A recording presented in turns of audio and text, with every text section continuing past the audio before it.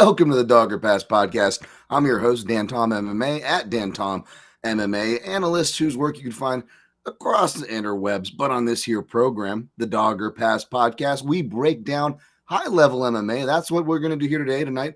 Whenever you're listening to this, hopefully it's for the last fight of the year for the UFC, closing out the ESPN era appropriately in the Apex for UFC Vegas 113. And to join me, of course, the co-hostess with the mostest, the man with the plan, who you can find at the madlabmma.com. It is at madlabmma. Madlab Mike. What's up, Mike? What's going on, dude? What's going on? I'm a little under the weather today. I'm drinking tea. I'm still trying to figure out this internet connection, guys. I'm sorry if it's glitching. I'm still trying to figure this out in this. I think it's this room. You're the man with the plan, bro. You're the fucking man with the motherfucking plan, dude. I shit the bed. You know, with the main event. I mean, even though I didn't have anything juiced, nothing in the bet pack with that fight, just because it was out of reach. Pantoja beat my ass in, dude. I got a story to tell you about that, but Pantoja, nothing I could do about that. Pantoja, I had him tied to a lot of things, unfortunate incident, but you're the man. You were on fucking Peter Yan from the beginning and drop. So I appreciate that, man. I appreciate that. I did a repurposed little edit. Thank you guys. And you know, again, you said it was out of reach, and that is something we said. You know, I would say in your defense, and you know, in the breakdown I was cutting, it was like I said, you know, you said so yourself, Mike. You know, if there is one person who can beat him and can beat him by decision, it would be Peter Yan for the reasons we explained on the show. I know I can be long-winded, folks, but that one was accurate. And you mentioned Pantoja as well. You know, it's the last pay-per-view, so we could touch on this. And there were two really big results. And at least for me, Mike, as I'll parlay it to you, because I want to hear your story, which, by the way, as well, when I was cutting that breakdown, I was almost foreshadowing the Pantoja fight when I was talking about how I injured my left hand here, posting down. You know, not as bad as Pantoja, thankfully, although I may need some surgery. Saw a specialist today.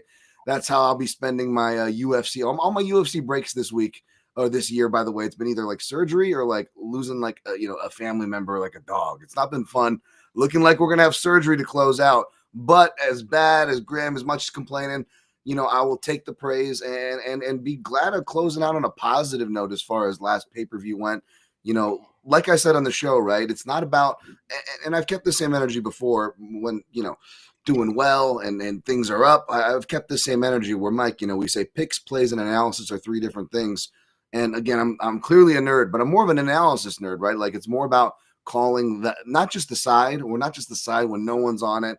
Because, you know, Mike, there's a lot of people in the space who are always just contrarian to be contrarian. You know what I'm saying? Like, I actually like take pride in nailing the points of it.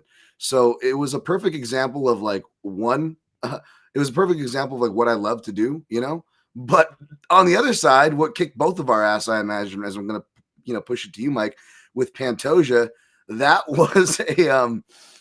was more demonstration of the other side of things, right? As far as, you know, again, as good as things are, this or that, and as great of a call as I made, and yada yada, cash the points, cash the money, whatever. I still got my ass handed to me, in just the most ignominious ways, you know, with these injuries calls. These things will happen in MMA. You know, I don't want to be on the hill of dying on it was a freak injury. It wasn't a freak injury. It doesn't matter, man. The fact was it was anticlimactic. The fact was, you know, we didn't get to see a great fight. And I don't think there was any better encapsulation, Mike, of just kind of who I am in my run with those two fights paralleling. Like you got my, you know, you got the luck representation and the you know, the bad beats with Pantoja, and then you got the things we live for, right? That's what we want. We want to have those calls. And to have it attached to one of the best bantamweight fights, I was just like, oh, that's right up there with like my top 5, you know, calls. So I was very happy with that. But man, was not happy for Pantoja. Mike, what was your take on that one before we push on with the recap and get onto the card? Yeah, man. There was a couple things that really aggravated me about this. One of them was this guy in my office building, right? Guys, I got a lozenge in my mouth. Hold on. You're all good. You're all good. So one of these kid in my office building, and you know, we see each other once in a while going back and forth. So he's like, Pantoja or Van? So I was like, bro, Pantoja. So he's like, you want to bet? So I go, yeah, I'll bet you. So he's like, but the odds. He's like, so if I win, I give you X amount. If you win, I'll give you X amount. I was like, it's fair. So, bro, as soon as that happened, he met me. I fucking told you. I fucking told you. Listen, bro. So I looked at my phone. I was like, is this fucking kid kidding me? I was like, bro, are you serious right now? Like, you really want to collect on this bet? I said, I'm gonna give it to you. I said, if you really feel good about that, like you're gonna feel good taking that money from me from that fucking bet. Like, you're really gonna feel good about that? So he's like, oh well, if it were you, I would give it. I was like, I wouldn't take it. I was like, even if Pantoja was a 3-1 favorite, 3, 4, 5-1 favorite, if that happened, I'd be like, no, let's roll it over to another fight. That was fucking ridiculous. So that pissed me off because obviously I did make the bet, so I'm going to pay the kid. But to know that he's even looking for it, like, drove me nuts. The other thing that pissed me off was obviously I had multiple Pantoja things tied into it. I did get a couple emails from some people, bro, fucking the bet pack didn't do well, and I'm like, dude, what do you want me to do about that? Like, I can't control an arm break, or a shoulder separation, whatever it was.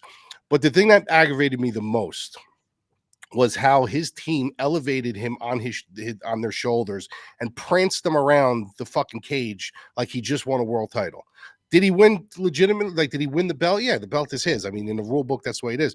But, bro, they were, like, parading him around like he literally had a 5-round war or knocked out Pantoja. Like, they literally were parading him around, celebrating that he won the fight. That I thought was fucking classless. And then I think what happened is afterwards, when everything kind of slowed down and they put him on the podium, like, he kept repeating himself, I didn't want to win the belt that way. I didn't want to win the belt that way. But at the end of the day, that initial look, bro, when that happens – you don't hoist your fighter on top of the fucking shoulders off a guy's injury in 30 seconds and start parading him around the fucking cage. That kind of pissed me off. But on the good note, I would just say this: the good read I did have with the main event was the DFS end of it. When I guys told you it's a very stackable fight. You know, I said it was 208 points their first fight. I think they scored like 210 in this fight. So if you stack that fight, you did well in DraftKings. Everybody in my Discord, everybody at my site that did stack the fight ended up cashing because of that. So I hope you guys took some of that from here. That was another thing I was going to bring up, Mike, when I was going, because I usually don't go back through and watch. Believe me, I hate hearing the sound of my voice as much as some of you. Believe me, but like I was listening back, and even though you were obviously not nearly as confident in Jan as I was, you actually pushed back on me when I said, "Is it only Merab for fantasy?" And you were like, "No." To your point. Both sides are actually live. In fact, you could even stack, and you explained that point, and that actually aged really well. So I do want to throw that to you there. And yeah, I'll take a bad loser over a bad winner any day, Mike. And whether you're criticizing the team or people that kind of celebrate, like the guy in the office you're telling about, like, yeah, I can't stand that. The victory lapping over injury, especially like just, seeing where, could that be the end of Pantoja's run? And even if he comes back, is he going to get the credit he's due? He still doesn't have the quote, consecutive title defenses. I don't know if he would have caught up to DJ or if he would have needed to surpass him, right? But either way, that gets disrupted. So it's just really unfortunate. You guys know I'm a Pantoja fan. He's been snubbed for Fighter of the Year, and just in general, he's finally starting to get his due. Then that happened. And like I always say, even though I'm more on Mike's side than not, at the same time, I try not to overly condemn people for like what they're doing in the cage because they're coming off of a high. That being said, we've seen plenty of fighters too have plenty of class. Mike used that word; it's a good word. Have plenty of class where the corner will be going crazy, and you'll see the fighter going, calm down, easy. This is not, like let's let. And I love that. And again, it's not required, and they're not required to be an upstanding citizen or required to check their emotions. I'm not saying either way, folks. I'm just saying we've seen both spectrums, and regardless of which side they fall on, I try to be forgivable there. But I would say, it may not have ended well, overall or literally for some of us. It was a great card, though. It really was objectively, I think, a great card. I still would put UFC 317. That was the Pantoja co-main event where he didn't break his arm, and you had Oliveira, Topuria. It was a really solid card, top to bottom. That's probably my card of the year for what it's worth. But still, I think we got to acknowledge it was a fun card from top to bottom, even if the bets didn't go our way, Mike. Yeah. Agreed. All right. Well, let's push on. We're about 10 minutes in. Let's get to the last card of the year, shall we? We'll try to finish up on a win for you. We'll try to keep track of what could be a best bet and whatnot, because it's a really tough card to bet. That's a bit of a foreshadow. The card I'm talking about, of course, UFC on ESPN 73, UFC Vegas 113, UFC Fight Night, Royval versus Kape. I'm a Kape youth. Kape minus 300. Comeback on Royval plus 250 as the underdog, over 3.5 rounds in the 5-rounder. Minus 140, under 3.5 rounds is plus 120. Of course, I have Southpaw stats and Apex stats for this fight and through the entire card. Came through that for you guys, as per usual. Kape, for what it's worth, he's 1-1 against dedicated UFC level lefties. Of course, he has a kind of a touchy-feely competitive round with Ode Osborne before showing his excellent proprioception that Kape has. Finds the knockout with that level-changing knee, playing off his own level changes. And the other, you're like, well, where's that Southpaw loss then? Well, I got to go back to the Risen ring. I almost said cage there, where he fought Ilka Sasaki.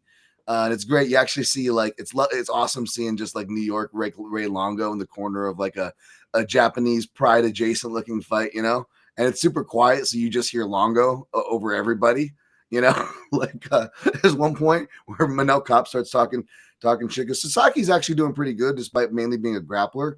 He's got the wrestling shoes on, right? And at a certain point, especially by the second round, as Manel Kape tends to do, he gets his reads right as a counter striker, and he starts taunting him, and you just hear Longo go, "Oh, this motherfucker." But usually you wouldn't be able to hear that, even with the UFC mics, with everything going. But the way the Japanese shows are rigged, like you just hear Longo crystal clear. It's great. But yeah, he's 1-1 there. As far as the Apex goes, I'm going to kick it to you here in Mike in a second. Royval, he's 4-2 in that Apex. The smaller cage, of course, that does play a factor. We'll talk about it as we think it's appropriate for fights, to each their own. As far as Kape goes, not too far off that record. He is 3-2 inside that Apex. Of course, there's some contentious and close split decisions, although I don't disagree with them. They were very close fights, like to Matheus Nicolau, for example. And I believe the other loss was it. Speaking of Pantoja, it was his UFC debut to Alexandre Pantoja. Mike, we saw Royval come off the Van fight, and Kape, he I believe came through for both of us. I don't know if you had Almeida or not in that one, but yeah, man, these guys have been they've been not exactly consistent, but the talent is there. They're at different points of their career. Where do you have this fight as far as them matching up, bud? Yeah, Manel Kape's interesting, right? Because when he came into the UFC from Ryzen, he was supposed to right away, like they had uber confidence in this kid. They took him right from Ryzen. They put him against Pantoja. Then he loses to Pantoja. He comes back and he fights Nicolau. He loses to that. So they kind of put him through like murderer's row right out of the gate. Then they realized, okay, well, maybe he needs a little bit more time to cook. So they started gradually building him up again. And, him, like a lot of fighters, like Ariane Lipski, like they come in with these big hype jobs. And then all of a sudden, some of them just don't pan out at all. But some of them kind of slow cook and slow burn. Manel Kape's a guy who's super, super talented. He's had some fights that were very, very odd and interesting, but he's also had some showcase fights where you're like, well, this is what we're looking at. This is what we thought we were going to see from him. And I think he's just getting better. Like I just do. I just think he's getting better and better. I think his striking is phenomenal. I think he's super, his speed, his hand speed, his shot selection. I just think he's a really, really, really good fighter, but he's got to be confident. He's somebody that like really mentally has to be wired into the fight, or else he will just start, he gets cagey. He starts like kind of moving around a little bit too much. He's a little bit hesitant, but when he feels himself, when his head and he's locked in, he's confident. He's, blazing hand speed, good pop in his shots. He's got a braggadocious way about him. Really, really, really good. When you look at Royval, you kind of know exactly what you're getting from him. You're getting that, slick, sharp angle shooter, tough as nails. But if you watch his fight against his last fight against Van, and you see the way Van was able to slowly cook him, the biggest thing in that fight when I watched was kind of as the fight started getting deeper, the hand speed of Van. He was just getting there a little bit quicker, a little bit, sooner, getting in first, getting out, first. And when I look at that and I say, well, here's another matchup now. You get a guy, Manel Kape, who I believe has faster hand speed than Van does. Just as good shot selection, ties up the legs and the hands just as well. And obviously, has a lot more cage experience in there. I think this could be kind of a carbon copy of the Van fight, where Royval looks good, looks super, super competitive until the speed of Manel Kape, the combination choices of Manel Kape, the flow of Manel Kape starts to take over this fight. So I'm going Manel Kape here. I think that he can absolutely look a minus 300 here. I think it's juiced. I think the line is very, very juiced. It's not a line that I would go to the window, but I could see a world where he beats up Royval by the end of this fight. I like that. Real quick shout out to my guy MMA Plays, who's a big fan of the podcast, and I was searching. I quoted him the other week and talking about last week's fights and forgot to mention it. So, Mike, touching on some of the things we touched on, as much as I want to be like, and I was saying this prior, like, oh man, I did, because I felt like on an island, picking Peter Yan. I'm like, oh man, it felt like, the other breakdowns I was hearing, weren't doing as good of a job, or weren't touching on this. And if I was being critical, I didn't do a great job on the following breakdown, which was not that it mattered, right, for Van and Pantoja, but there were so many things looking back that I just, which happens all the time, and podcasters know this. No matter how air quotes good you are, you're only remembering about like 70% of the things you remember to talk about. Shout out to my guy Sean Overtime, like, for example, wants us to make sure we're mentioning camps. And I feel like we do a good job about that. I even do the Instagram searches and did that for this card. So I'll try and do my best for you, Sean. Shout out to you, buddy. But yeah, man, if I'm being real, I missed some of the points that I wanted to talk about as far as Van for the Royval fight, but I get to talk about them now because they are still relevant. And you mentioned shot selection, the boxing. All those things, absolutely. But the biggest dynamic, I think, is the countering dynamic, right? That Kape and Van share.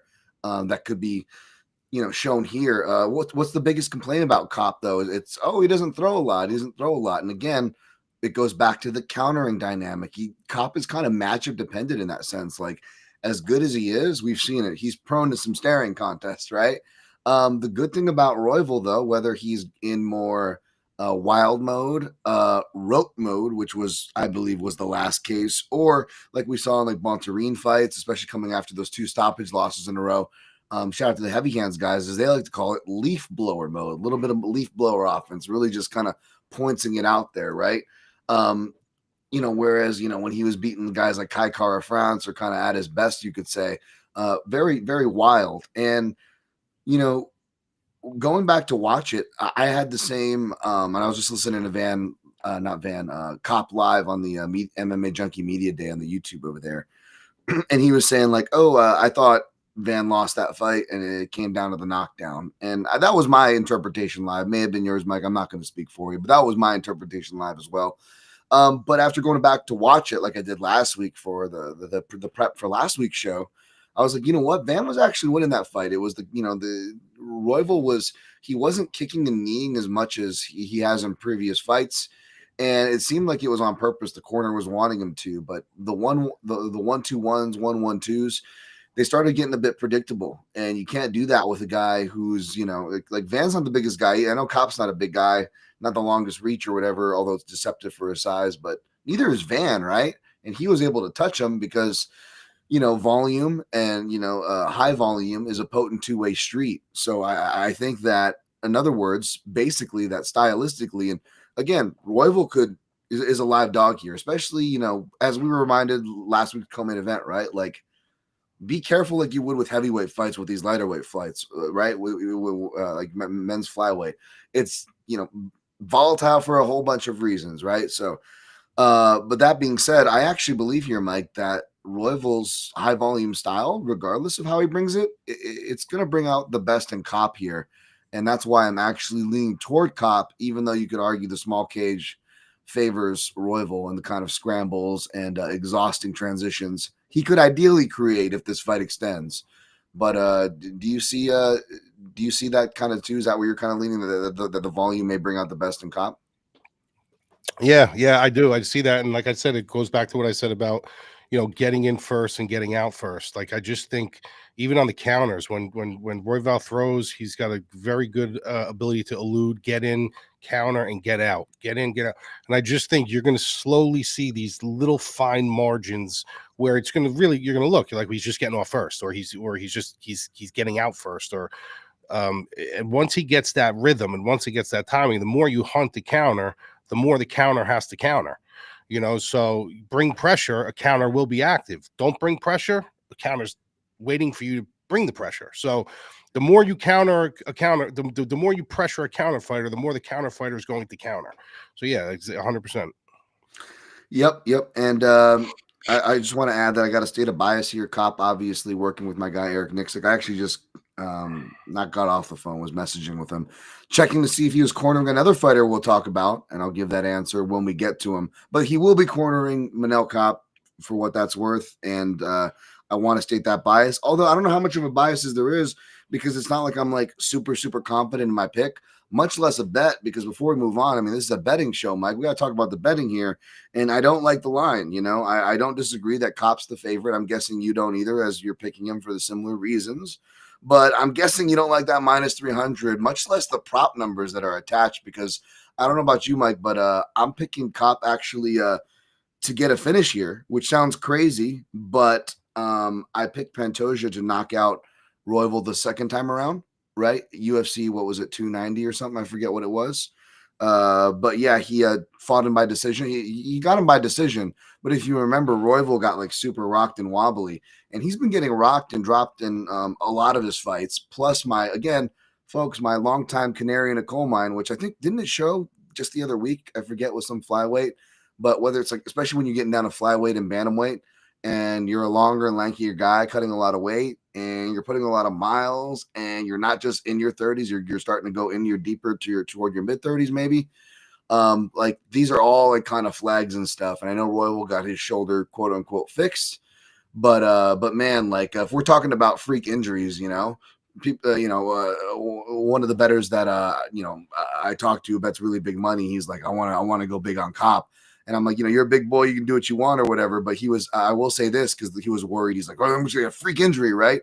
Because that's fresh in our minds, right? A bunch of people got burned on Pantoja. I wasn't the only one, right? You weren't the only one, right? Like obviously.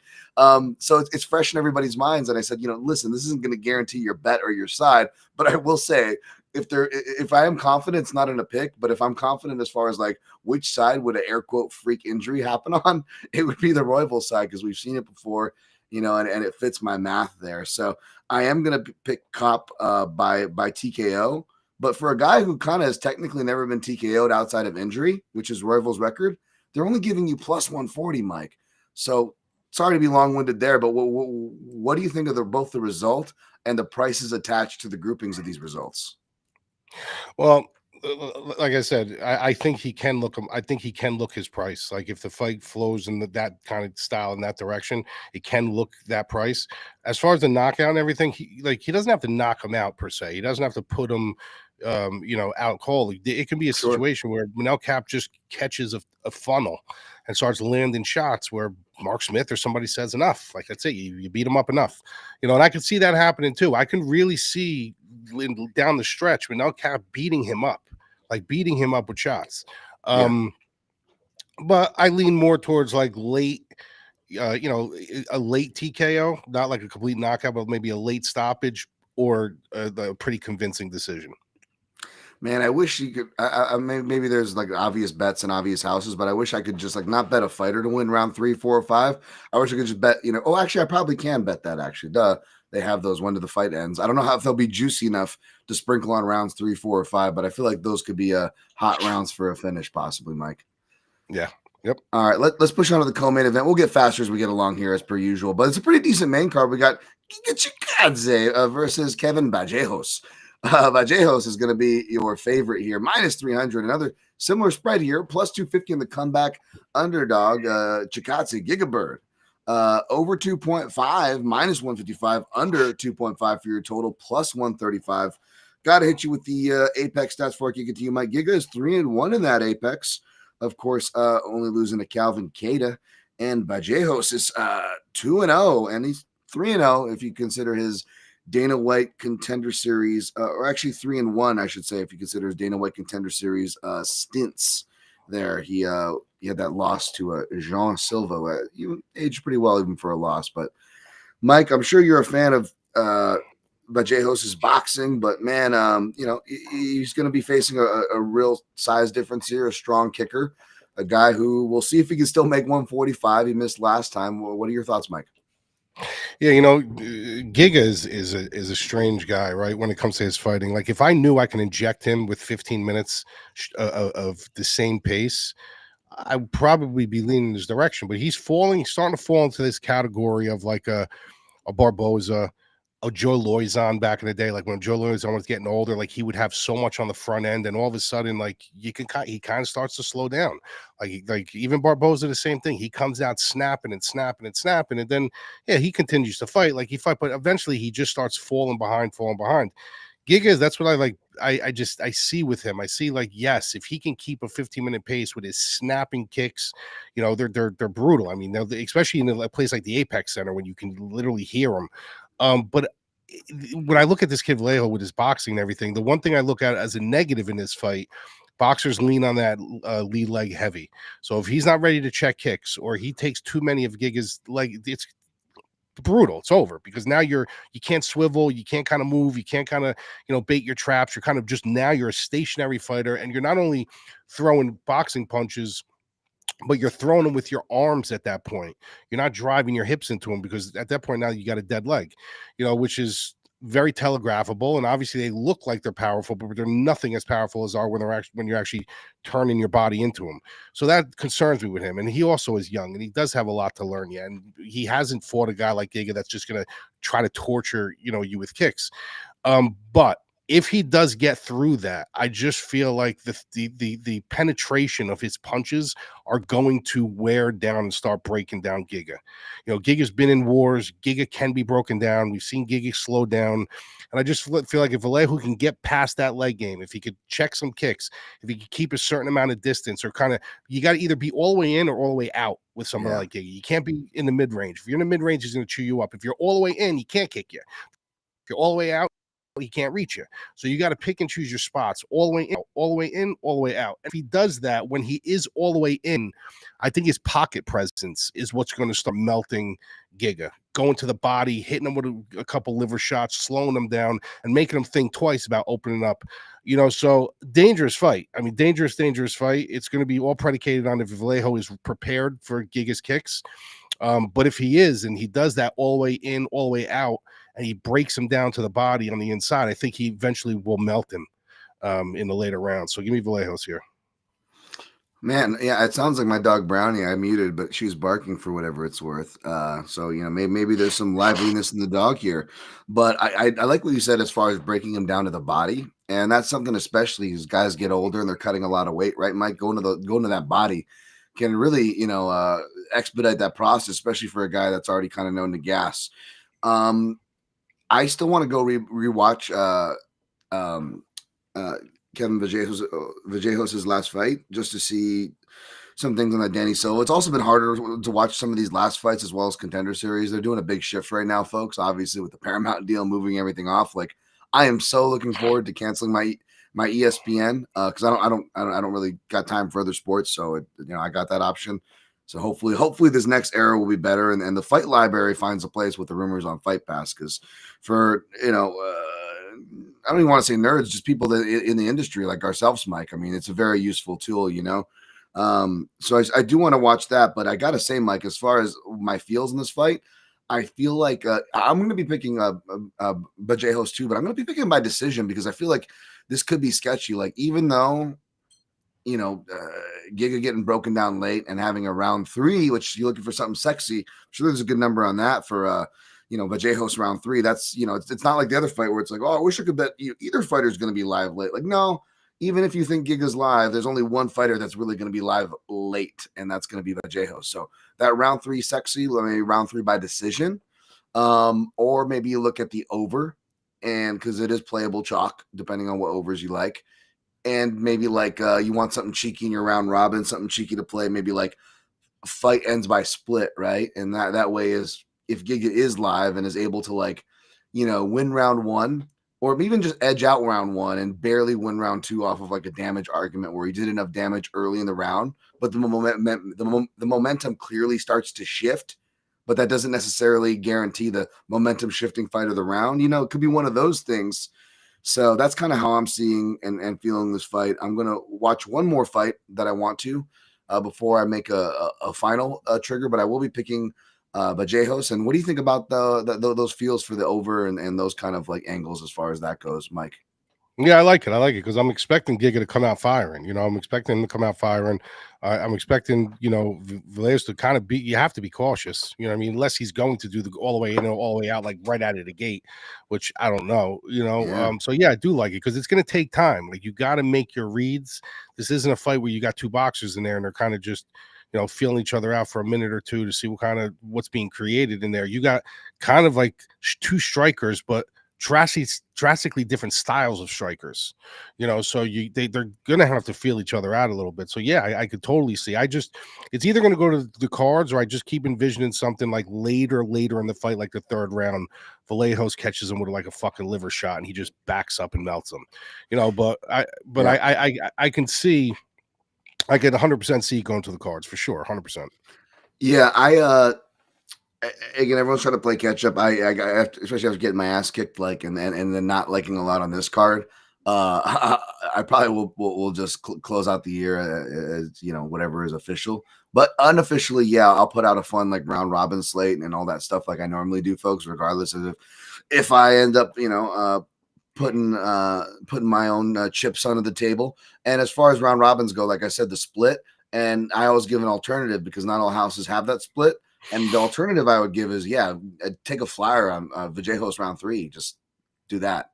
Because I know a lot of people are opposite of me this week, Mike. Everybody's going to be betting their asses off, probably more than they should on a card this volatile, right? Because everyone wants to finish strong. And I don't blame them. So we're gonna help you as best we can. But next fight. All right, next fight we've got the Cesar and Cezary. We've got Cesar Almeida versus Cezary Oleksiejczuk, which is Mikhail Oleksiejczuk's brother. Despite opening as the underdog, money has come in on Mikhail's brother, Cezary, who is now minus 205. Complete line flip, minus 175 is what he opened. Now you can find Cesar Almeida plus 175. Dang you, Triple C guys, for getting your nickname stuck in my head, UTB especially. Over 1.5 rounds, minus 135. Under 1.5 rounds, plus 115, which makes sense. Although I feel like the under would be maybe minus money just because of both Oleksiejczuk's style, and then especially with the gas coming in on him, as far as, money pouring, public money. If people are thinking he wins, well, I imagine they think he wins in the normal way, which is having a nice athletic jousting southpaw 1-2 game, Mike. You're another southpaw like myself. You see what I'm talking about there. And real simple basics like that are really effective.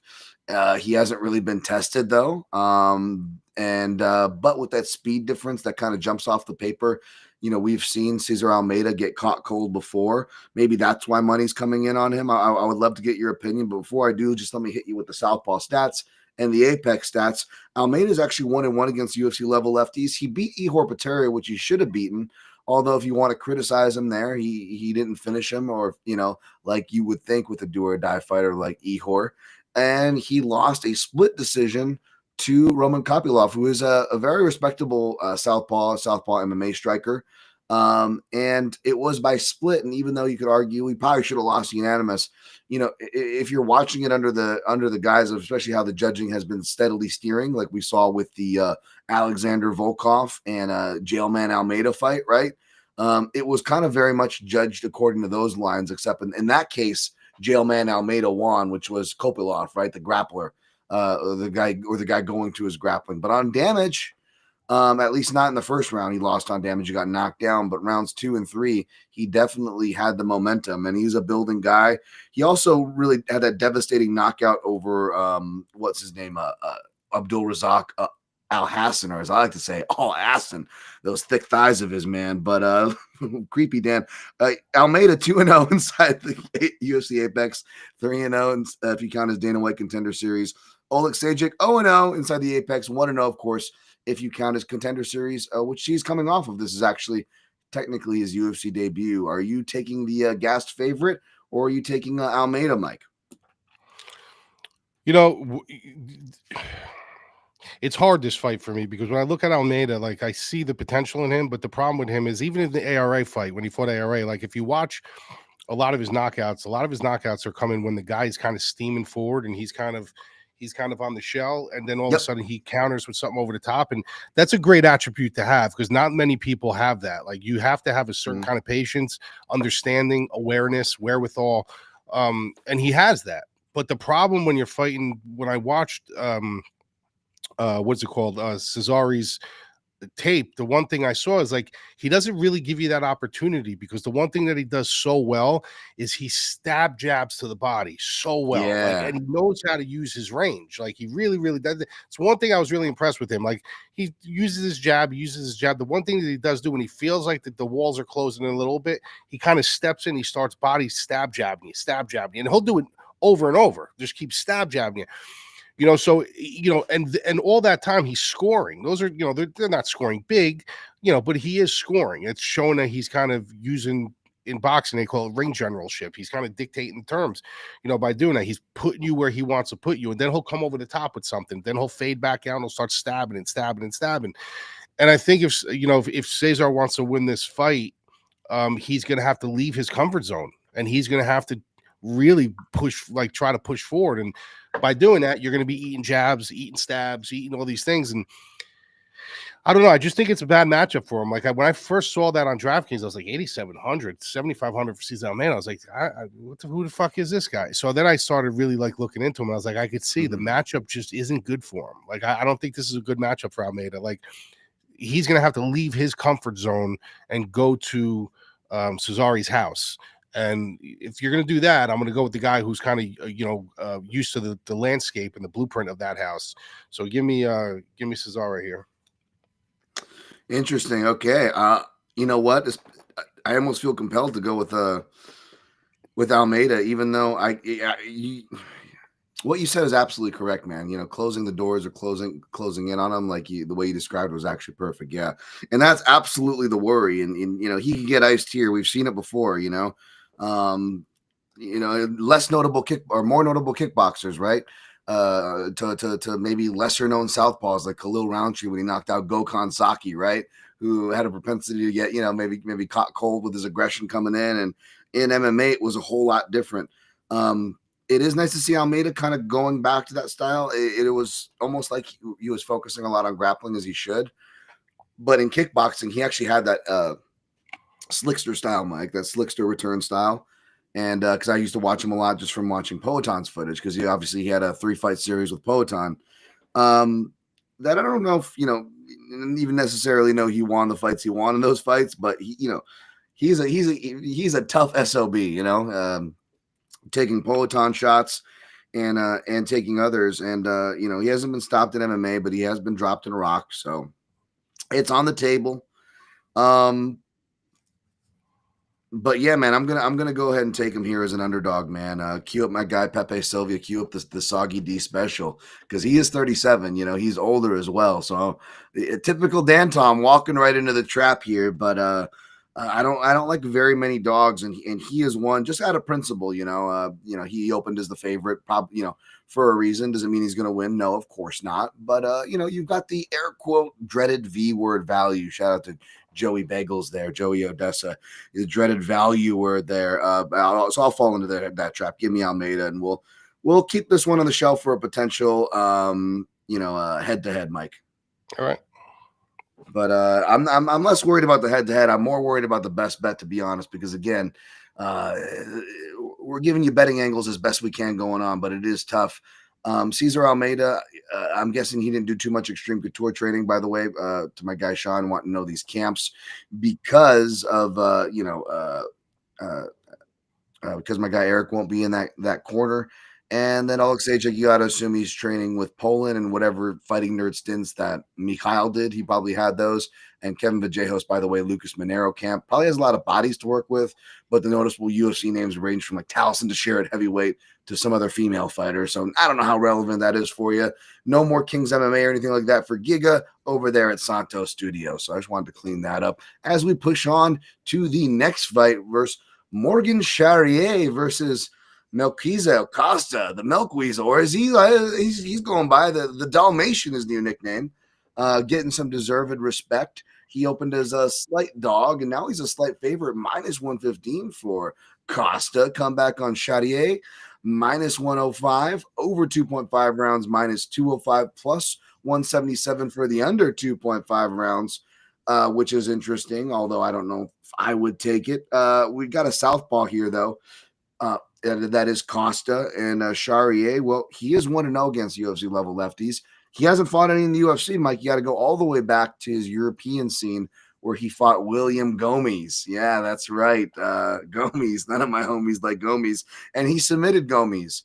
So there's not too much to take from that fight, although I have it queued in my slot and went through it. But yeah, not too much to take from that. As far as Apex records go, Mike, Costa's 3-1 in that UFC Apex. Only losses to the cream machine, Steve Garcia, baby. And Charrière is 1-0 in the Apex there.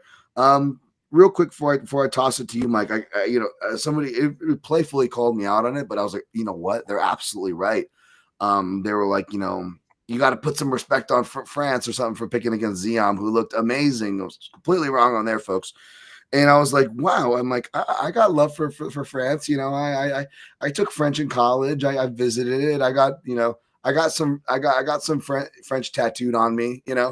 I figured there's enough white guys at a certain point getting all the Asian symbols. Remember when that was a hot thing? Yeah. I was like, I gotta bring balance to the force. I gotta be an Asian guy to get like white guy language, So I got some French on me. But I was like, you know what though, Mike? I'm like, you know what? They're right. Like picking against BSD, picking against Cyril Gane. Like Gomi, I crap on Gomi. That one I do crap on. I will take credit for that. But I'm like, why? I look like a certified French hater over here, dude. And I have like no defense for myself. And for that reason alone, I want to pick Charrière. But with the small cage, actually edges me toward, and especially if there was plus money, which at least there's not that like biasing my judgment here, Mike, from a betting perspective. But I do feel like the small cage slightly favors Costa. Either way, it's a close fight. Talk me off a cliff because I feel like I'm trending toward French haterade, and I definitely don't want to come off that way now that I realize I have this pattern. Mike, what do you got?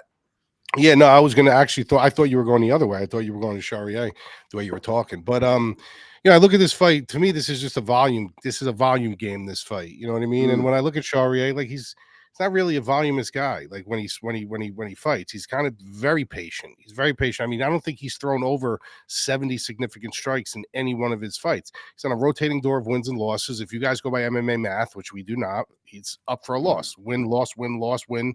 He's up for a loss. I think there's so much more that this guy can give, but I just think it could be a lot of things. He needs his game rewired a little bit. He needs maybe a different camp, maybe a different method, but there's more that needs to be extracted from his game. He just doesn't feel like he's in full, his top gear.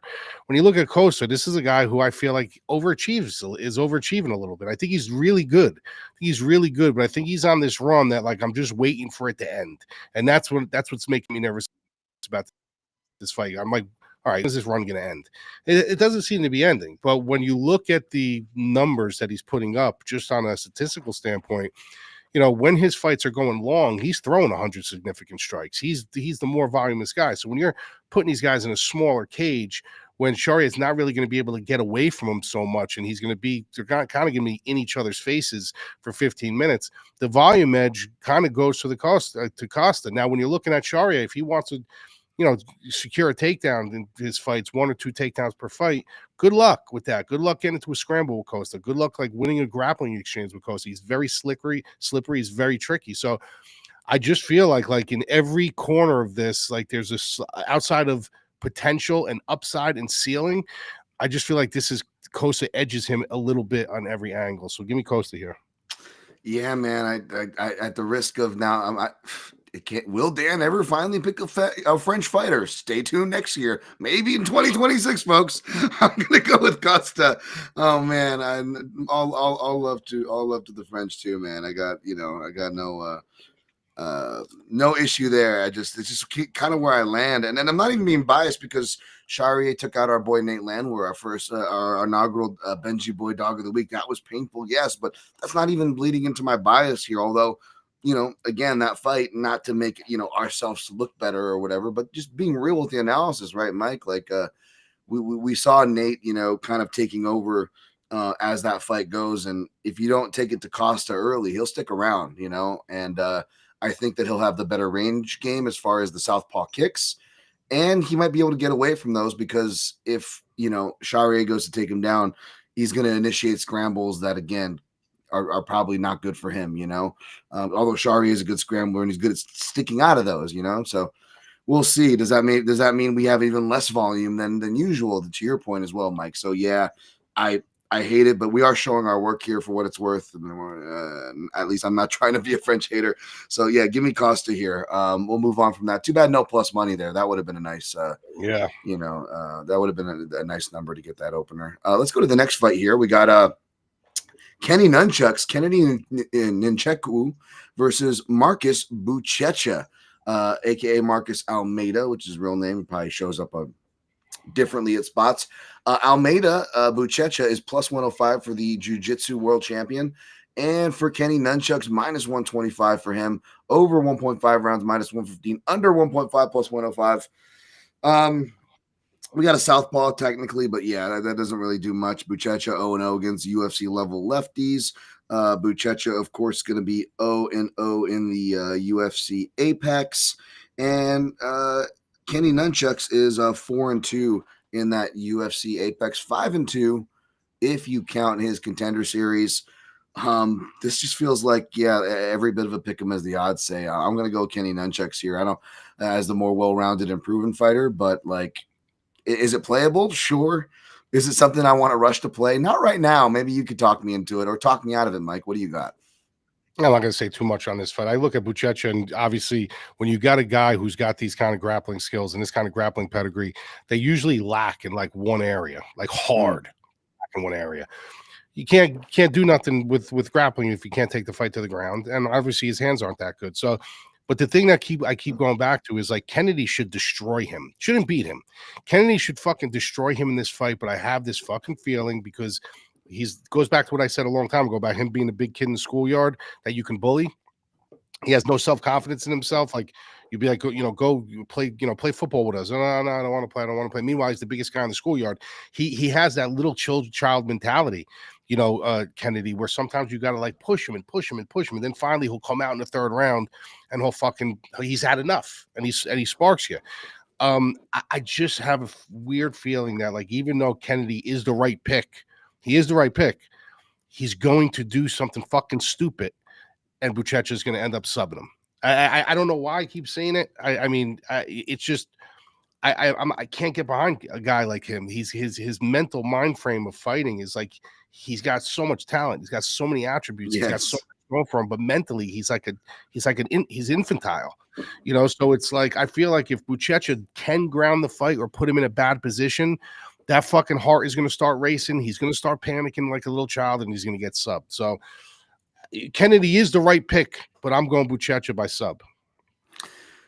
That's not a bad pick at all, man, if you are going to pick Buchecha. And I think that the fight could, drum roll, please, I think it could end by sub, which means if you're feeling really nuts out there, you take a little stab at the plus 1,300 by Kennedy and Nzechukwu. Why could that happen, Dan?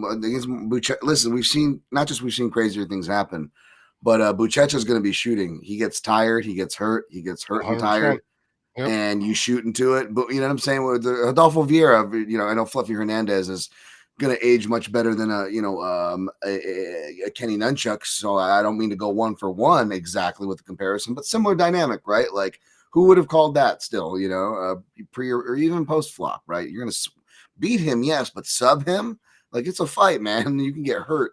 So I'm curious what the fight ends by sub line is because I took the trap of Buchecha by sub last time, Mike, right? So maybe I'm biased and I'm, not as excited as him with plus money this time around. Maybe that's working in there. But the point is, they put a whole nother dollar on it. They're giving it to you, I think, plus 240 is what I'm seeing. Correct me if I'm wrong. So if they do fight ends by sub, maybe you even get close to a 3-1. It's probably plus 275 and gets bet down. But I haven't seen it drop yet on like the Schmet GMs of the world. But yeah, maybe fight ends by sub. If you're looking for something cheeky, that could even be big enough number for a round robin itself, to be honest. Yeah, sure. All right, let's go to the next fight. King Green, who is facing Lance Gibson Jr. Of course, Lance Gibson Jr. It feels like a Bellator card. We got a couple Bellator fighters. Lance Gibson Jr. plus 195. Bobby King Green minus 230, the favorite. Over 2.5 rounds minus 105. Under 2.5 rounds minus 115. It almost feels crazy to see Bobby Green as a favorite at this point in his career, and that's coming from somebody. And Mike, as you're with me, we're Bobby Green defenders. We like his style, right? Doesn't mean we're always going to pick him, especially this stage of his career. But I can see why he's favored. You got Lance Gibson Jr., who is a southpaw, folks. Bobby Green's record against southpaws is 5-7. It's pretty lengthy. I actually just reposted an older southpaw report. It doesn't have the Jalen Turner execution or the Jim Miller execution that he was on the right side of in that sample, but I got everything else. So it's like 10 fights worth going back a decade of Bobby Green. I'll be sharing more Bobby Green on my timeline on the artist formerly known as Twitter at Dan Tom MMA. As far as in that Apex goes, he's busy in the Apex too, Mike. He's 4-1. To be honest, he probably should be like 6-2-1 or something like that. You got the weird fights in there, like he probably should have won against Moises and whatnot. So maybe the record could be here nor there. Obviously, Lance Gibson Jr. is 0-0. But his aggression could get him countered here. That's what happened in his lone loss against Tokov over in Bellator. Decent Russian fighter. Hasn't fought too many people notable. I was there live in Hawaii covering his fight against Nainoa Dung, who was at that time was a Hawaiian they were trying to get behind. Didn't really age well, but at the time was thought to be a good fight. Got past that test, no problem. And for those of you that don't know, I'll pass it on. But Lance Gibson Jr., his dad was Lance Gibson, who, fought way back in the day, like in the UFC 23, 24, something like that. Way back in those days, like the SEG days, he used to corner. He used to be one of the camps, the Canadian camp that Rampage Jackson used to go to. That was Gibson MMA. Lance married, what's her name, who fought over there. She's that kickboxing. Wow, I forgot her. But I just remember Lance Gibson because he was extra in Romeo Must Die. I had to share that clip. But you remember Lance Gibson, Mike, from back in the day? Mm-hmm. Yep, sure. Yeah. Anyways, big preface and prelude for that. But do you have anything to add as far as this fight? Any problems with the odds? Questions on the matchup? I mean, yeah, I got a problem with the odds. I mean, it's Bobby Green. You know what I mean? It's at the end of the day. I don't trust him. I would never play him at this spot at this money. If I was going to entertain anything with Bobby Green, it'd be a decision prop maybe. But I don't trust him. I don't trust him. This is a fight he should win. If you look at the last 3 of his 4 fights he lost well. He lost to Patty Pimlet. He lost to Jalen Turner. And who was the other one he lost to? Was it Drew Dober, or was that going back too far? No, it was Ruffy, Martial Ruffy. Oh, yeah, Ruffy, the spin kick. Yeah, he's losing all really good guys, bro. It's not like he's losing to, scrubs. So this is a fight he really should win. He's a very tricky style to handle, especially for a new up-and-coming guy who probably has never seen this kind of style before. So I'll go Bobby Green by decision, but I'm not comfortable with that price. You can't trust him. Yeah. Lance Gibson Jr., by the way, trains at the Body Shop, of course. So they actually train probably similar areas. Same states and whatnot. But yeah, this is kind of a tricky fight. He fought November 23rd, Lance Gibson did. So he's probably in decent shape. But again, it's an impromptu short notice call. You're not in front of a crowd, so it's not like that shock of a UFC debut. And whereas Bobby Green, it's just like it's end of the year. He didn't get the fight against CDF. So he hasn't fought since earlier in the year, which is good because he got knocked out by Hoofy, right? Like you just said. But he needs money, right? He's got bills to pay. So it's one of those classic spots where you're just like, this guy's here to pay some bills, man. Of course he's here to win, but he's here to pay some bills. And for that, I don't want to pay that chalk. So I'm going to pass on this fight, Mike. Yep. All right. We got Amanda Lemos on the prelims, headlining the prelims against Gillian Robertson. Lemos lists herself. Well, let me get the odds for you real quick. Lemos plus 170, Robertson minus 200. over 2.5 rounds minus 105, under 2.5 minus 115. This brownie grinding away on a bone. Hopefully, you guys don't pick up too much of that. But Lemos lists herself as a southpaw, although she mainly fights orthodox. Regardless, I still fetch down the odds or the stats for you. Robertson 3-2 against UFC level lefties, but that's kind of useless stat because we know the dynamic of Robertson's fights. She needs to get you to the ground to win, basically, right? And she's one of the best submission grapplers in the female divisions, to her credit, and to the stats.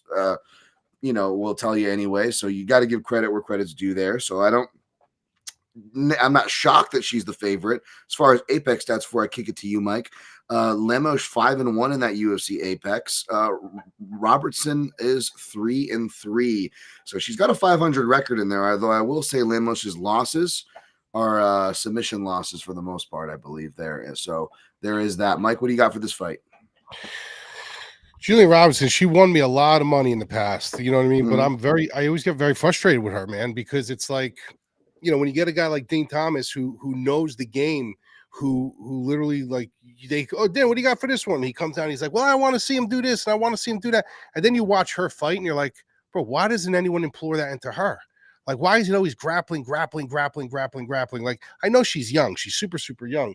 But I just feel like there's such a focal point on her grappling that when she does lose, it's because of the lack of everything else that they must never work on, because there's a lot of things about her game that just never got better, never got implored, never got better, never got ignited.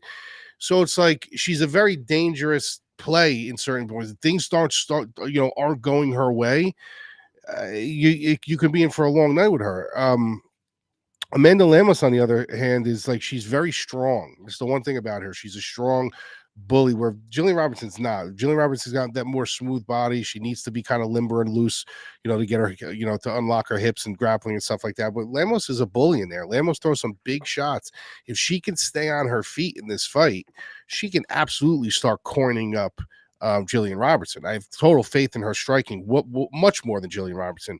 I just think eventually, at some point in time, you have 15 minutes, Gillian Robinson will get it to the ground. And once she's on top of you, once she starts kind of securing her top position and starts to finagle with your limbs and see what you're giving her, what you're not giving her, it's a long round. Those minutes start dragging. It starts taking rent. So if she can get her down early, you could absolutely see her subbing her. I'm going to take her to win on control time alone. But if Lemos can keep this on the feet and kind of bully her against the cage and kind of lock her up and hit her with some big elbows and some big shots, those shots that Gillian will start taking will start coming from much farther out, because they're in desperation mode at that point, becoming very, very telegraphed. And now you got a fight where she's shooting 3, 4, 5, 6 times, and this fight stays on the feet, and that's Lemos's world.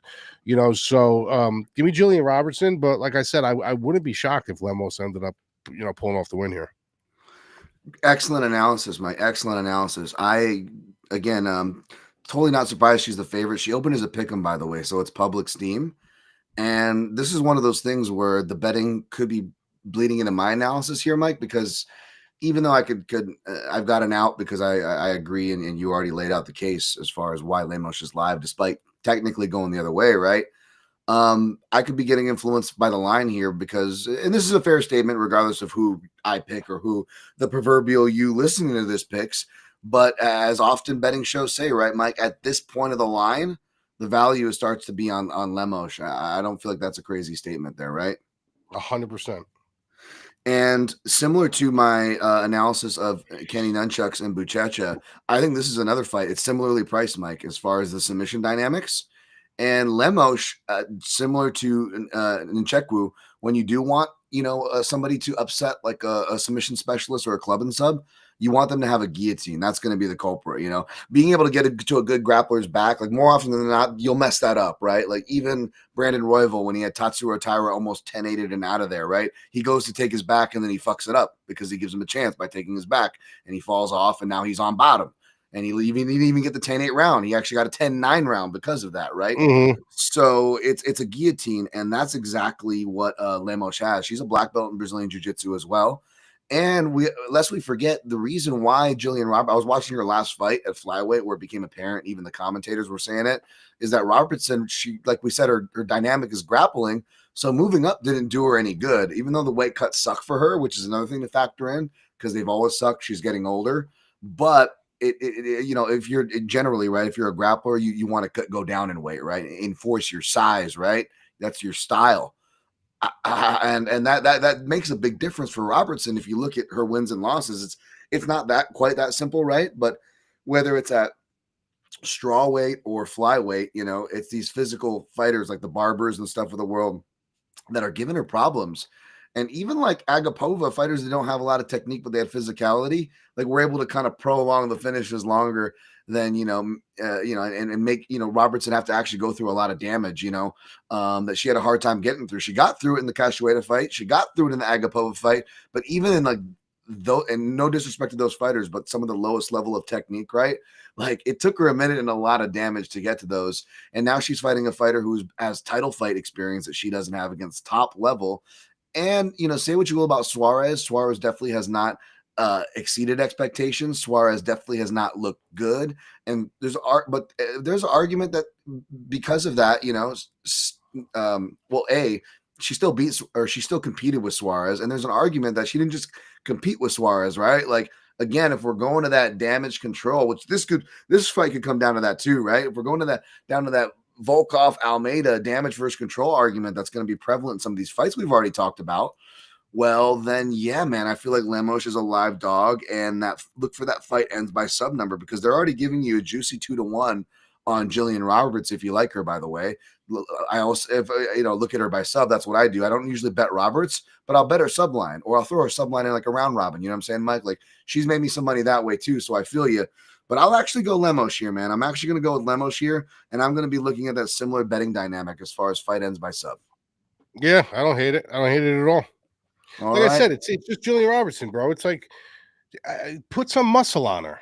Like it's the same story. Like put some muscle on her. Like you make her a little bit more barbaric. Like the one thing about her is she's good because she's slippery. She's got good grappling. She's got good transitions. But make her into a bully a little bit. Work on her front foot striking. Get her a little bit more.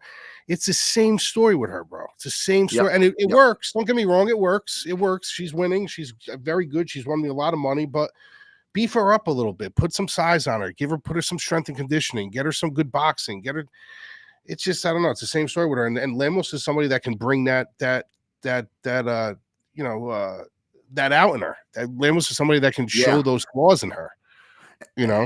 As you're saying that, Lemos round 3 is going to be a big number too. That's kind of sounding sexy for a small sprinkle or some shit, just to fuck around that you won't notice it's gone. Go ahead there, but Mike, we got 6 fights left, and to be honest, there's only one that I feel deserves a really good breakdown that I'm excited for. And as much as I love Joanderson Brito, it's not the fight that he's in because he got switched out. So now we have Joanderson Brito, who was getting ready to face a southpaw in Melsik Bagdasaryan, will now face newcomer Isaac Thompson, who comes all the way from Australia, but maybe not that far because he's a Uriah Faber fighter. And he comes out of that scene. He's been staying there fighting in LFA. So he's not having to make some big travel or training. He hasn't fought since October, though, Mike. So I don't know what kind of shape Uriah's keeping him in. I went to Uriah's Instagram page because I couldn't find this guy's Instagram page to see any kind of promotion, and there's no promotion there. So I don't know what's going on there. But watching his fights, though, like you are able to watch some of his fights online. And yeah, he looks like a pretty decent guy. He comes from a karate kickboxing background. I think he's got a karate black belt, and I think he's 8-0 in kickboxing and Muay Thai. And he's got some nice hip feints, some decent entries to close from that long range kicking game into a takedown game. Once he can get the back, he's good there. But against a physical force like Joanderson Brito, Brazilian Jiu-Jitsu black belt, scrambles well. Again, even some of his losses aren't really like too bad of losses. Like that William Gomez fight is obviously a contentious scorecard. You got to go with Brito here. I'm seeing openers like at -250, but I don't know how long those will last or if Thompson will get pushed back. I'm going to pick Brito here. Mike, do you have anything for this one? Yeah, no. I mean, I don't know much about this kid. I'm going Joanderson Brito. Yep. There's not even like odds and stuff for it, so no worries about that. Shout out to our guy Dayton, by the way. Though there probably is odds for this one, and there's definitely pictures for these guys. Let's move on to Neil Magny versus Yaroslav Amosov. This one I am excited to talk about, Mike. This is what I was talking about here. Of course, we got Neil Magny back. I believe Mike made some money off Magny last time out. Correct me if I'm wrong. plus 300 for Magny as usual for him. Comeback on Yaroslav Amosov, minus 400 on the Ukrainian fighter and former Bellator welterweight champion. It is pick 'em for totals at 2.5, over 2.5, minus 110, under 2.5, minus 110. Amosov making his UFC debut, so of course he's 0-0 in that Apex. Whereas Neil Magny, if you're curious, he is 6-3. Amosov, a stance switcher. He is a what is he? I got it here. He's a 4-time combat sambo world champion with European and Eurasian titles. He's got a nice anaconda choke for people looking for specific methods of victory should he get it done here. But can he get it done, Mike? Do you have him against Magny, or do you got Magny here, or do you got the favorite? It's interesting, this fight, because it's almost like Ashmos, I'm picking him to win the fight just for the mere fact when you look at him, I mean, he's a finisher. The guy's he can finish 7 weights to Sunday. He's got submissions, he's got knockouts, he's a pressure fighter, he's the fresher fighter, and it seems like Magny is Magny, bro. He just takes fucking anything. He will take any fight. You don't care who it is. Give me a fight, give me a fight, give me a fight. And that's great, because there's two things. One thing, he's always going to be there to take a fight, but it's also because, listen, he knows his career is coming to an end. He's taking any kind of payday he can get, as many as he can get. Tired, hurt, doesn't matter. But this is the fight where like I'm picking Asmas to win this fight, but the line is making almost there, almost making my hand play on Magny. You know what I mean? Just for the mere fact, like, you're giving me these kind of odds on a guy who's proven to lose. Sure, yes, he can get melted, but he's also proven to take some of these prospects and kind of humble them. You know what I mean? And if this thing moves any more out of hand than it already is, even though I'm picking the other way, I might have to. I feel like almost compelled, like it's my duty to take a small stab on Magny by decision, which would even elevate the price higher. You know what I mean? So I don't know. I'm going against Magny here, but like I said, if that line keeps getting out of control like it is, I might take a sprinkle on the Magny by decision prop.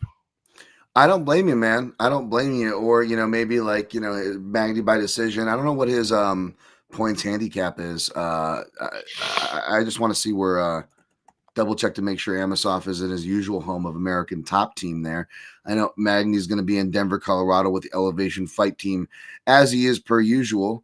Whereas you have Amosov, yeah, he's been at American Top Team. He's down here at the Performance Institute for this week. So yeah, he's at his usual spot. That's been his usual training spot. I released some some scrambling footage of him earlier. He's an excellent wrestling scrambler, this guy. Amosov. Magny by decision is plus 650. Wow. That's a lot. That's like almost forcing your hand to put a little something on that. Yeah, I'm curious what the point in handicap is going to be. But I'm not that curious, because I am going to pick Amosov here, and I'm going to pick him to do it by his anaconda choke. I know Neil Magny plus 7.5. Wow, plus 7.5 rounds at plus 100 for Magny. Wow. Yeah, I mean that's I don't blame anybody taking Magny angles here. I'm probably going to avoid the money line. Even if I put together like a fun parlay, it's just I don't even know if I would even want Amosov in that. You know what I'm saying? Because like Mike said, at this point of the line, you're looking at Magny. But again, if you're looking for specifics, because I don't think you're going to get too much as far as let's see what they're giving you for Amosov inside the distance. But I know you guys like the big plus money numbers. And I'll tell you what you can do. I'll tell you what you can do is if he wins this fight, he's going to finish Magny.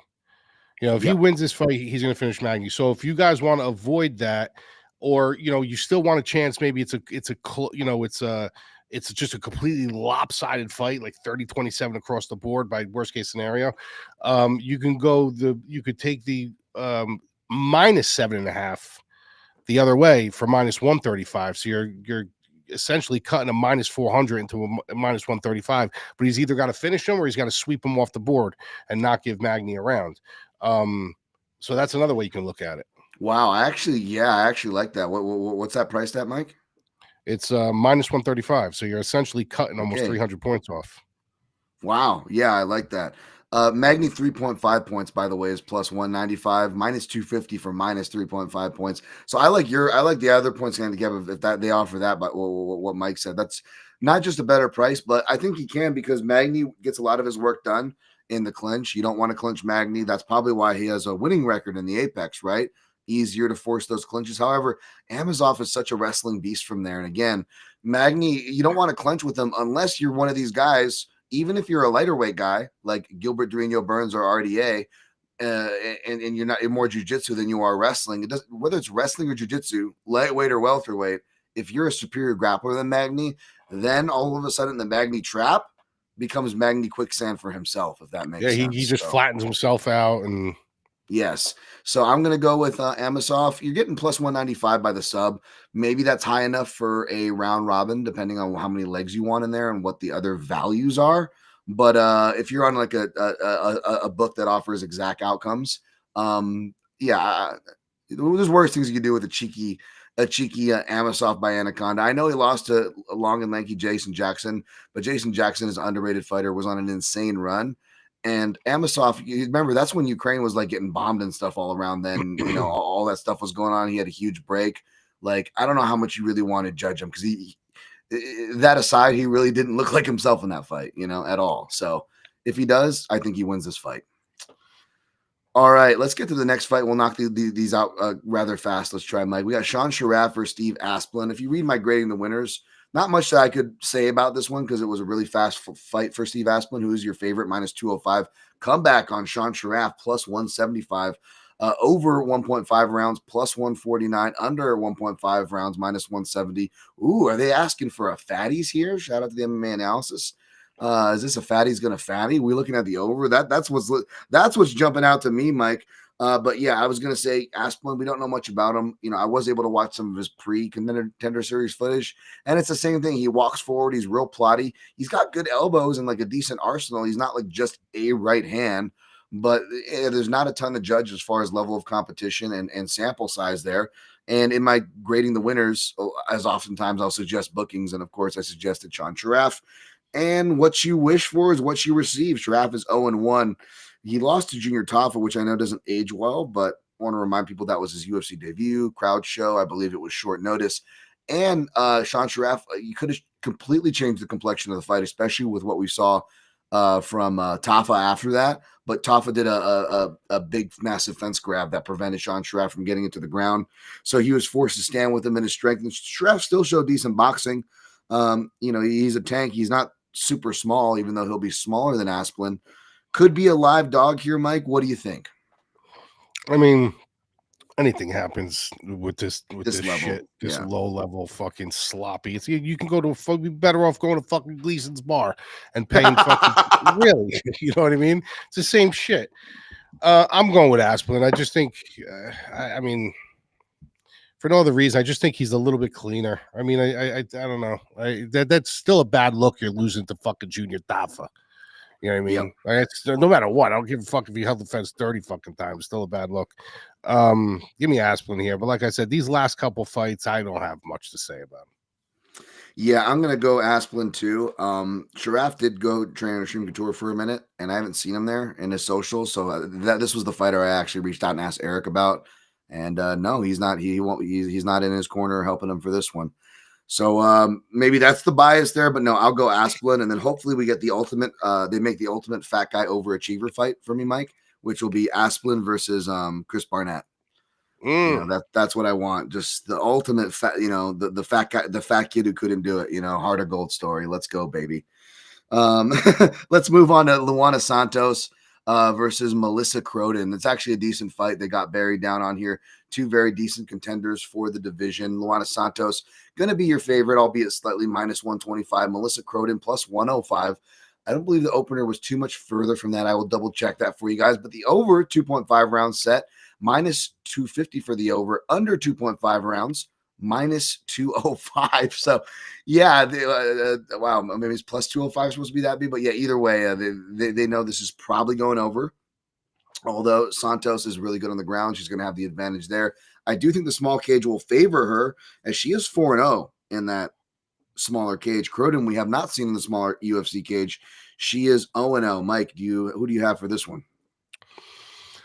This is your prototypical striker versus grappler. That's why I'm looking at this. But when I look at Luana Santos, I'm looking at a 25-year-old opposed to a 34-year-old. Right? Is she 34, Croden? Yeah, she's old. I believe she's 34. 34. We've seen the best of her. Like, we kind of seen what she has. Like, she's a good striker. You know, she does some nice things, but there's still so much more you can extract and graduate from Luana Santos. You know what I mean? And I'm not saying she's going to be some great fighter or anything, but there's still things that she can improve and work on, and hopefully from fight to fight, that's what she does. But like I said, if you're giving me, you know, a lower level striker and a lower level grappler in the Apex Center in the smaller cage, when the grappler can kind of lock you down and kind of, you know, cut your corners and kind of, you know, minimize your room to move laterally, I'm gonna go the person that's running downhill, which is Luana Santos. So I'll take her slightly, but like I said, I wouldn't be shocked with anything here. Yeah, Croden's really strong in the clinch, but that's where Santos is going to get her game going. She's not just a jiu-jitsu player; she's a judo black belt. You know, that's her base that she comes from. And in the smaller cage, yeah, I think that's going to favor her, even though Croden has got good size and stuff for the division. I'll go Santos, man, and she could be if that over pops. So be careful parlaying that over, folks. It's probably going to be because Santos gets it done. So I'd be careful about that. I know Croden has a brown belt in BJJ, you know, but it's not the same level. I haven't seen her against the same level of threats. And I think even her jiu-jitsu coach only recently just got his jiu-jitsu black belt. Not that ranks are everything, but you know what I mean. So Right, I don't know what level she's at. In other words, right? So yeah, give me Santos here, and nothing really jumped out from a betting angle, even the typical women's over, you know, for the reason I just said. I really will be short on this one with Alan Frye versus Guilherme Pat. It's like they're just trying to fill up heavyweight again with some random stuff going on. We got Alan Frye Jr. plus 160. Guilherme Pat minus 185, over 1.5 rounds plus 135, under 1.5 minus 115. Mike, I know there's not any analysis worth giving, so let me just ask you. You remember that Pat? Remember SNL Pat? That segment, that sketch? I don't remember.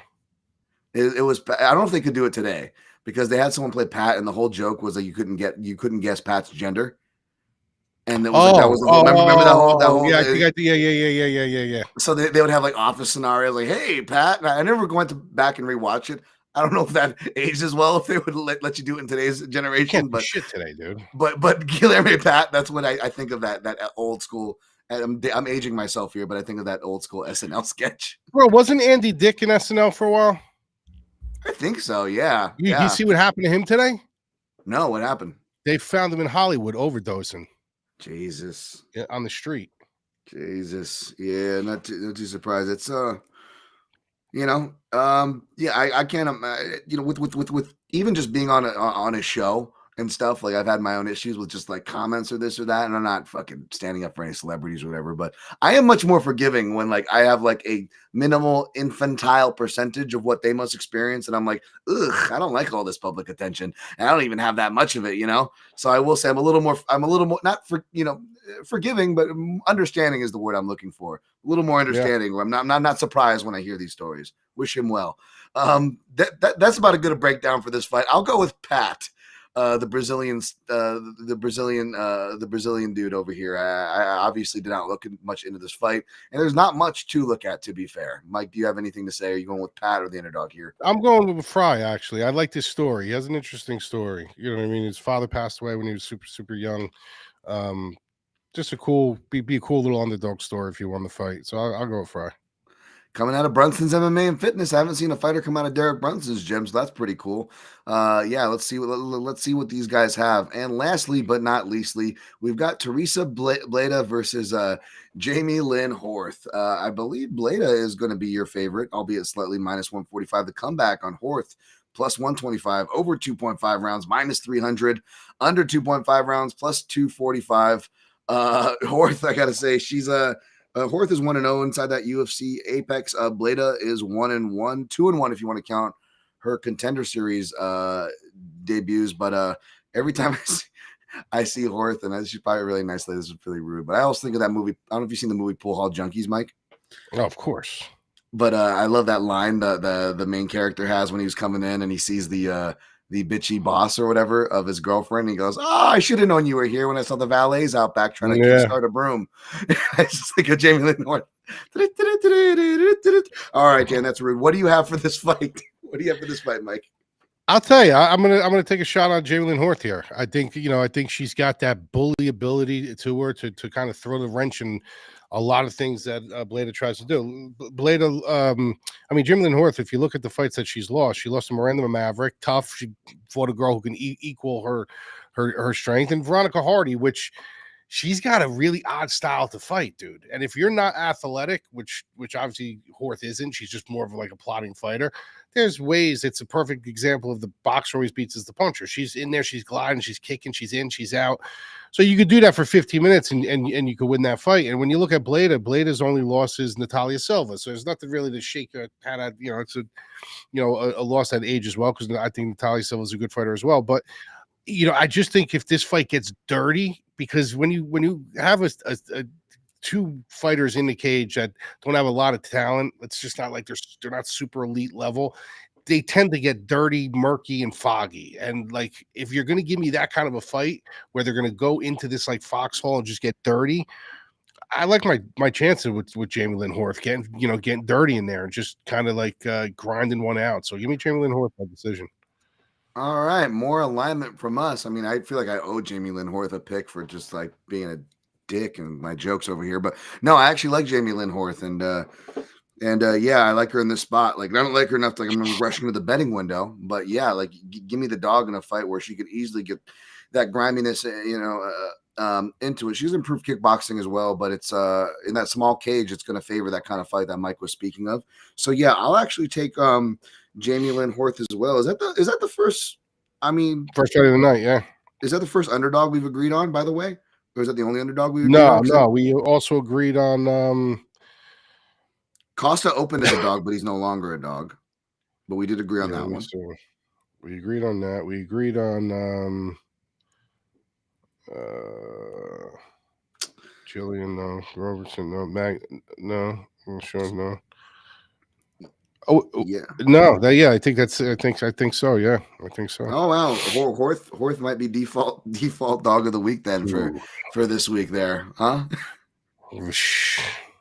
That's rough. Christ. It's rough. It's another dog of the week where don't expect to see it on our slates, folks. It's one of those dogs of the week where speaking of dog of the week. Speaking of dog of the week, let's see fucking who our boys got. I have a feeling. All right. Now this one for sure. I know. Okay, let me guess. We got Horth for ours. I don't think he's going Horth or anything like that. Oh, well, she's not a dog. Never mind. Say it out loud. Who you think he's going to pick? Who do I think? I'll tell you who I think he's going to pick. You know what? I think he's going to go with shoots. You know what? I think he's going to go with Magny. I think he's going to go with Magny because Magny's came through. All right. I think he's either going to go with Horth because she's, the Canadian underdog, or I think he's going to go with fucking tits and ass and pick Melissa Croden.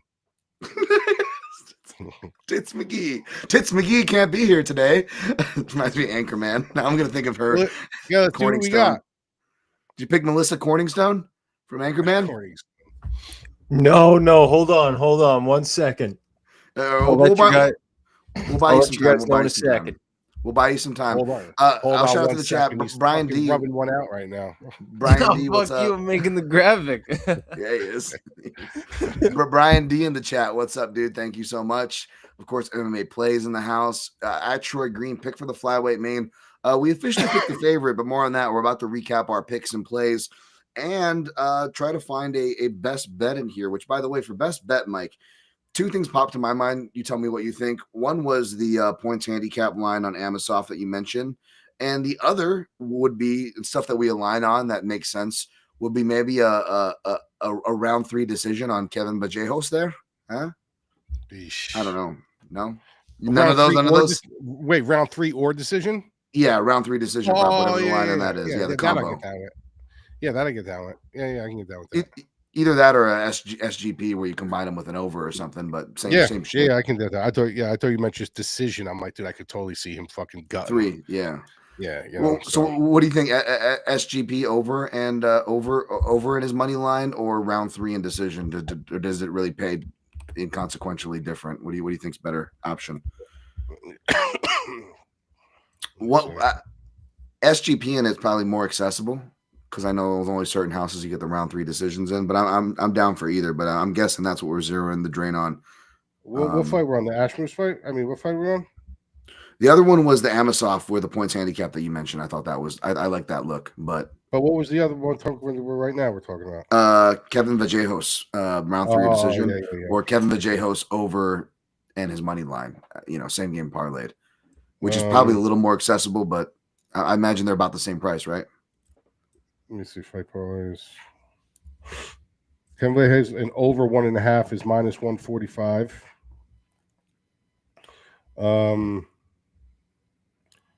And Kevin Vallejos round 3 of decisions plus 100. Round 3 decision? Yeah. Let's do it. All right. Kevin Vallejos round 3 decision plus 100 is our best bet for the show. We're 1-1 since doing this format. Of course, we had Pantoja again. I guess if we are going to lose, we'll lose it that way, I suppose. Hopefully we'll have better luck. What's up? That's not like our best bet. That's like our good value bet. Yeah, whatever. We can call it that instead. That's fine. And then by default, I guess our Benji Boy dog of the week will be Horth. And we'll see what Dayton's dog of the week is if we're dogging it down. No. Nazim Sadikov. Yeah, Sadikov. Does that say Sadikov transitioned. He got hard. Listen, I'm telling you, he was back in there smacking his fucking pud, and then when I caught him, he's all fucking frazzled. He's doing Nazim Sadikov, Benji Boy fucking pick of the week. Talking about Benji? He's got 3 different fights on the fucking board on that thing. Anyway, while he's doing that and he's getting his dog. Guys, just because we're going on a break here. Charrière. Dayton's dog pick of the week. He's going opposite of us. All right, let's go, baby. All right. Let's go. All right, we got it. There you go. You know what it was? We needed some French representation, and Dayton's going to come in. Yeah, Dayton brought it in. Save the show for that. That's what's up. So, guys, just because we have the MMA is taking, we have a lot of boxing coming up, a lot of great boxing coming up, NFL playoffs coming up, and I'm going to be doing something on the site too. Obviously, like I told you guys, if you're an actual subscriber, when the deal goes out, you guys are going to get a sick promo for members only. So you sign up, you'll get this card, you'll get all the boxing. We got like Jake Paul and a bunch of fights coming up. I'm going to be doing my futures before January 1st. I'm going to be putting all my UFC futures in, who I think is going to be champion, within 2026, and all those props you'll get all the NFL playoffs, you'll get everything. So just because the UFC is taking a little bit of a break, we're not taking a break. We still got a shitload of boxing. We got bare knuckle. We got a ton of stuff going on. So definitely come check us out, themadlabmma.com. Awesome. Yep. And you can check me out at Dan Tom MMA on the artist formerly known as Twitter. That's where I'll share all my stuff from like awards. I got my prospect articles that I turn around and do during this break time that always age well, and all that stuff. Speaking of which, Joshua Van was on that prospect article before he even got to the UFC, and now he's the champion. So there's a lot of that stuff there at Dan Tom MMA on Substack to find out what I'm going to be on this weekend. Again, I'll still push out a slate for you guys, even though I'm not too excited about betting this card, although we gave you some really sexy options, by the way, and coverage options. Just go back and listen to the show. We'll have timestamps in there soon enough. And of course, you can find, make sure you like and subscribe, the Mayo Media Network, plenty of great shows. And they'll have stuff going on during the break time, as well as over at the madlabmma.com, where you can find Mike and all his fantastic work, boxing, football, future season, and the like. Let's just recap from top to bottom before we get out of here, Mike, and then we'll say goodbye. So, of course, we are both taking Manel Kape over Royval. We're both taking Kevin Vallejos, round 3 over decision, by the way, is the our great value Koger bet of the night. Mike is on. What's our head-to-head, Mike? Is it Almeida, Oleksiejczuk? Is it going to be Kenny Nunchucks versus Buchecha, or is it going to be Lemos versus Robertson? Let's do Lemos versus Robertson. That's cool. All right. That'll be our head-to-head. Okay. Picking up, we are head-to-head, though, officially nonetheless. Mike's got Oleksiejczuk. I've got Almeida. Damn you, TB, and our Jersey boys for putting his naughty nickname in my head, you guys. We're both taking Costa. However, Dayton's dog of the week is on the other side in Morgan Charrière, France in the house. And we are head-to-head. I've got Kenny Nunchucks. Mike's on Buchecha. Submissions are live, though, for sure. both taking King Green, but not with any kind of excitement there for that fight. I'm on Lemos. Mike's on Robertson, so that'll be the Bane and Pink guy head-to-head. Last one of the year. Looking forward to watching Serbian film, as I'm sure Mike is looking forward to watching Irreversible to pay things off by the time we see you guys next year. Both taking Joanderson Brito over Isaac Thompson. We're both taking Yaroslav Amosov. Some interesting angles there, even though the line is getting too out of hand. We are both taking Asplund over Sharaf, but, not too confident. It's a heavyweight slot fest. We're both taking Santos over Croden. See, I'm telling you real quick before you go any further. I don't care what anyone says.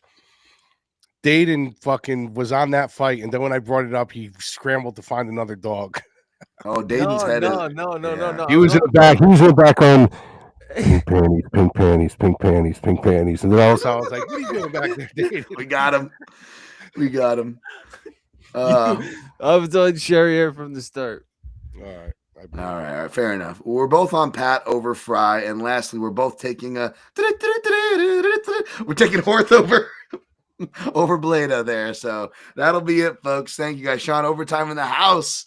Lemos 2-0 for Robinson. We'll see, buddy. We'll see.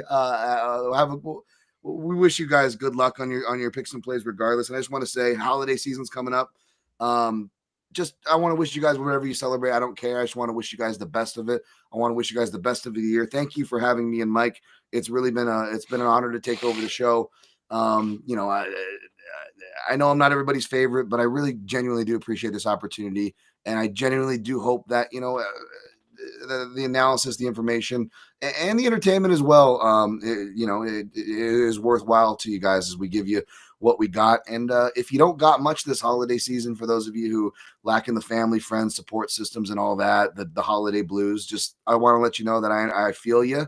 You are my people, and I want to give extra love to those of you if that's the case, because I believe you guys deserve an extra good holiday season. Mike, any parting shots before we go, bud?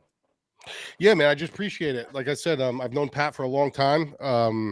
He was gracious enough a long time ago to get me on the show for Mayweather. I think it was the first show I ever did with Pat, but I've always had a great relationship with him. We stayed in contact. He reached out to me to do this show, and of course, when Pat asks him to do something, it's a yes right out of the gate, because just the kind of guy he is, solid guy. So I appreciate him. And then to link me up with you was even a bigger bonus, because not only did I have a great co-host, I have a good friend now. We talk all the time. 100%. Saw each other when I went to Vegas. Met Dayton, another guy who I love hanging out with and talking to from week to week. And you guys too, the same thing. I appreciate the new audience and stuff like that. And like he said, Christmas time, I'm a guy who I like when Christmas ends. That's my favorite day. When as soon as everything, it's my favorite part. I'm like, oh my God, Christmas is over the next time. But if you guys aren't, like I said, if you guys aren't with family and stuff like that, like I don't have family here. I'm in California. All my family's in New York. I'm not going back home for the holidays, so I'm alone. I go right to my Discord, man. I'll be with my guys hanging out. So if you guys do get lonely, you want to talk shop, you want to go over bets, you want to watch football with us, that's what we're here for, bro. We're all one big community, and we're here to support each other. So if not, I will see you guys on the other side, and let's win some money. Yep, and we'll try to get Pat on, by the way. Someone was saying we should get Pat on. His presence has been missed. And I was just thinking that, too. We need to get Pat on. So that'll be my Christmas wish list. We'll get Pat on the show. Dayton, mark that down before I forget to ask. We'll get him to pop in, maybe on the big return for Paramount. And, yeah, guys, have a great break. Well, you know who I want on? Yeah. I want Pat on, but I want fucking Tim Endicust. Yes. Oh, yeah. Dude. Get his MMA takes for going on. But yeah, guys, it's greatly appreciated. We don't take it for granted. We're going to recoup, and come back and give you guys an even stronger show, some stronger results, and everything in tow for next year. So good luck on your picks and plays, and always protect